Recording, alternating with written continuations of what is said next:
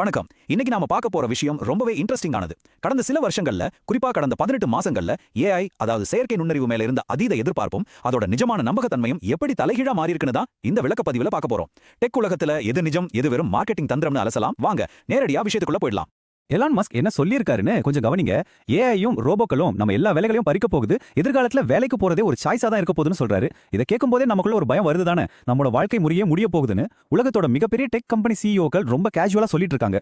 இது ஏதோ Elon Musk மட்டுமே சொல்ற தனிப்பட்ட கருத்து கிடையாதுங்க. ஓபன் ஏஐயோட சாம் ஆல்ட்மேன் என்ன சொல்றாருன்னு பாருங்க.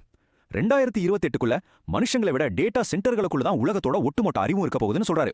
ஆக டெக் உலகத்தில் இருக்கிற கோடீஸ்வரர்கள் எல்லாரும் ஒன்னா சேர்ந்து நமக்கு முன்னாடி ஒரு இருந்த காலத்தை வரையறாங்க. அதாவது வரலாறு காணாத அளவுக்கு வேலை இழப்புகள் வரப்போகுதுன்னு ஒரு பிக்சரை காட்டுறாங்க. இப்போ நம்ம முன்னாடி இருக்கிற $1 மில்லியன் கேள்வி இதுதான். இந்த ஏஐ பேரழிவு நிஜமாவே நடக்க போகுதா, இல்ல முதலீடுகளை அள்ளுறதுக்காக உருவாக்கப்பட்ட வரலாற்றிலேயே மிகப்பெரிய பிஆர் ஸ்டண்ட் தானா இது? இந்த உலக அழிவு கதைகள் எல்லாம் உண்மையா, அல்லது கேபிட்டலை உள்ள இழுக்கிற ஒரு மக்கள் தொடர்பு தந்திரமாங்கிறத நம்ம கட்டாயம் ஆராய்ந்துதான் ஆகணும். இன்னைக்கு நிலைமையில ஏஐ மக்கள் எப்படி பார்க்கறான்னு கவனிச்சீங்கன்னா, அவங்க பணக்காரங்களா இல்ல நடுத்தர வர்க்கமாங்கிறத பொறுத்து அது ரெண்டா உடையுது. பணக்காரங்க இதை தங்களோட பங்குகளோட மதிப்பை ஏற்ற ஒரு சூப்பரான கண்டுபிடிப்பா பார்க்கறாங்க.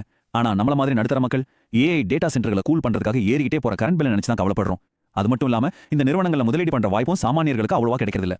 $1 ட்ரில்லியன் நோக்கம். இந்த பயமுறுத்துற கதைகளுக்கு பின்னாடி ஒளிஞ்சிருக்க பிசினஸ் லாஜிக் என்னன்னு இப்ப பார்க்கலாம். இந்த பீதியை கிளப்புறதுக்கு பின்னாடி ஒரு செமையான ஃபைனான்சியல் லாஜிக் இருக்குங்க. உண்மையை சொல்லணும்னா, இப்போ மார்க்கெட்ல நம்ம நேரடியா பயன்படுத்துற மாதிரி ஏஐ நுகர்வோர் பொருட்கள் பெருசா எதுவுமே இல்ல.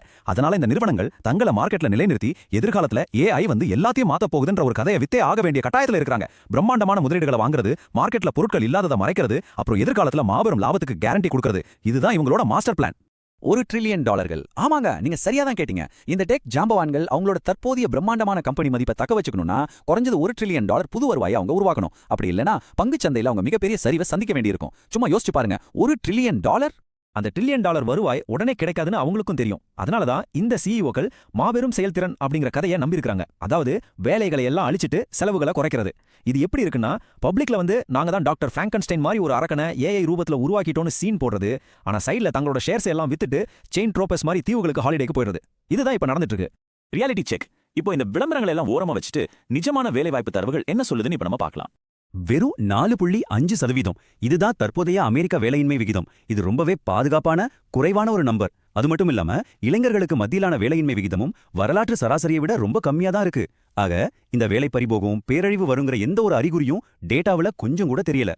இன்னொரு சுவாரஸ்யமான விஷயம் என்னன்னா, உண்மையிலேயே வேலைகளை எல்லாம் அழிச்சிட்டு ஏஐ அப்படிங்கிற ஒரு எரிகள் நம்ம பொருளாதாரத்தை தாக்குதுன்னா, கடந்த 10 வருஷங்கள்ல புதுசா ஆரம்பிக்கப்படுற தொழில்களோட எண்ணிக்கை அமெரிக்காவில் எப்படி 2 மடங்கு அதிகரிச்சிருக்கோம் யோசிச்சு பாருங்க. வரலாறு காணாத அளவுக்கு புது பிசினஸ் உருவாகிட்டு இருக்குங்கிறது தான் நிதர்சனமான உண்மை.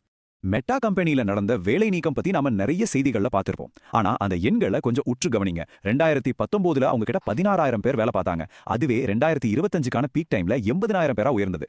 இப்போ அந்த பிரம்மாண்டமான லே ஆஃப்க்கு அப்புறம் எவ்வளவு பேர் தெரியுமா இருக்காங்க? 60,000 பேர். இதுல இருந்து என்ன தெரியுது? இது ஏதோ பொருளாதார வீழ்ச்சிக்கான அறிகுறி கிடையாது. வெறும் ஒரு 2 வருஷத்துக்கு முன்னாடி இந்த நிலைமைக்கு அவங்க திரும்பி இருக்காங்க, அவ்வளவுதான்.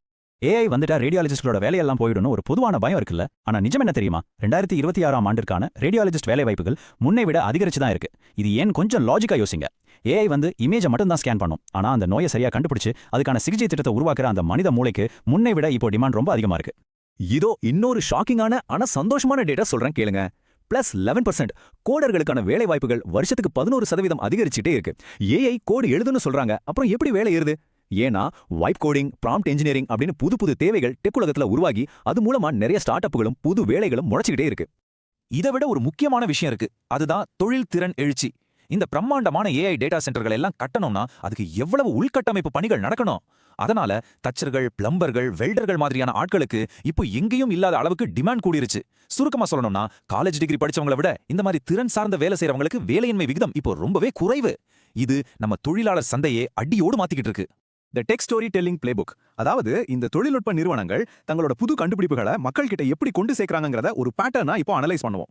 வரலாற்றை திரும்பி பார்த்தீங்கன்னா, ஒவ்வொரு பெரிய தொழில்நுட்ப மாற்றமும் இதே பாதையில தான் பயணிச்சிருக்கு. முதல்ல ஏதோ உலகம் அழிய போகுதுன்னு ஒரு பேரழிவு பயத்தை உண்டாக்குவாங்க.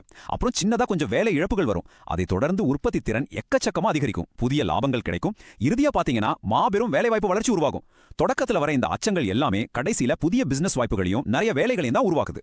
இதைத்தான் கண்டுபிடிப்புகளுக்கான கதை சொல்லல் அப்படின்னு சொல்றோம். இதுக்கு என்ன அர்த்தம்னா, மலிவான முதலீட்டை ஈர்க்கிறதுக்காகவும் எதிர்காலத்தை அப்படியே இப்பவே கண் முன்னாடி கொண்டு வரதுக்காகவும் தற்போதைய திறனை விட பல மடங்கு அதிகமான வாக்குறுதிகளை முன்கூட்டியே அள்ளி வீசுறது. உதாரணத்துக்கு, இன்னும் நடைமுறைக்கே வராத 1 மில்லியன் ரோபோ டாக்ஸிகளை முன்கூட்டியே நாங்க விடுவோம்னு சொல்றது. இது எல்லாமே தங்களோட வானளாவிய பங்கு விலைகளை நியாயப்படுத்த அவங்க பண்ற தந்திரம் தான். இதை இன்னும் தெளிவா புரிஞ்சுக்க இதை பாருங்க.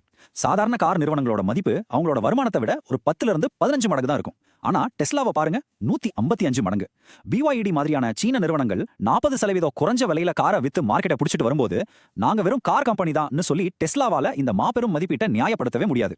அதனாலதான் அவங்க எப்பவும் ஹியூமனாய்டு ரோபோக்கள், செவ்வாய்க்கு போற விண்வெளி பயணங்கள்னு புதுசா பேசிட்டே இருக்காங்க. நிஜம் வெர்சஸ் விளம்பரம். சரி, இந்த விளக்கத்தோட இறுதி பகுதிக்கு நம்ம வந்துட்டோம். எது சும்மா அறிவியல் புனைகிற மாதிரியான விளம்பரம், எது உண்மையிலேயே நம்ம முதலீடு செய்யக்கூடிய நிஜமான தொழில்நுட்ப வளர்ச்சிங்கிறதை இப்ப பிரிச்சு பாத்திரலாம். உங்க வீட்ல உங்களுக்கு ஒரு ஹியூமனாய்டு ரோபோ டீ கொண்டு வந்து கொடுக்கும் அப்படிங்கறதெல்லாம் நம்ம கவனத்தை திசை திருப்புற ஒரு பக்கா சயின்ஸ் ஃபிக்ஷன். அது வெறும் மாயங்க. ஆனா நிதர்சனமான உண்மை என்ன தெரியுமா? பெரிய பெரிய தொழிற்சாலைகளை பயன்படுத்தப்பட்ட ரோபோக்கள் தான் இன்னைக்கு சில்லறை வணிகத்தோட வேகத்தை தீர்மானிக்குது. ஏஐயும் மேம்பட்ட உற்பத்தியும் சேர்ற அந்த இடத்துல தான் நிஜமான மேஜிக் நடந்துட்டு இருக்கு.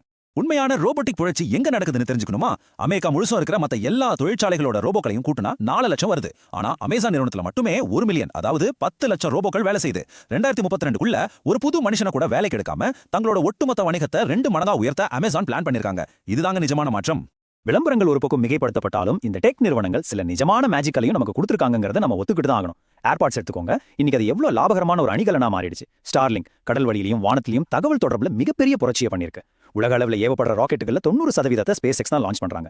இந்த மாதிரி தொழில்நுட்பங்கள் நிஜமாவே நம்ம அன்றாட வாழ்க்கையை மாத்தி அமைக்குது. சோ ஃபைனலா நாம யோசிக்க வேண்டிய கேள்வி இதுதான். இந்த கோடீஸ்வரர்கள் சொல்ற வேலைவாய்ப்பு அழிவு கதைகளை கேட்டு பயந்து போய் அப்படியே முடங்கிட போறீங்களா? இல்ல புதுசா மாறிக்கிட்டு வர இந்த தொழில் சந்தைக்கு ஏத்த மாதிரி உங்களோட திறன்களை அப்டேட் செஞ்சு ஜெயித்து காட்ட போறீங்களா? தேவையற்ற பயத்தை ஓரமா வைங்க. நிஜமான வேலைவாய்ப்பு மாற்றங்களுக்கு உங்களை தயார்படுத்துங்க. ஏன்னா எதிர்காலம் அவங்கள நம்பி இல்ல, நம்ம திறமையை நம்பி இருக்கு. இதே மாதிரி இன்னொரு சுவாரஸ்யமான விளக்க பதிவுல சந்திக்கலாம். நன்றி.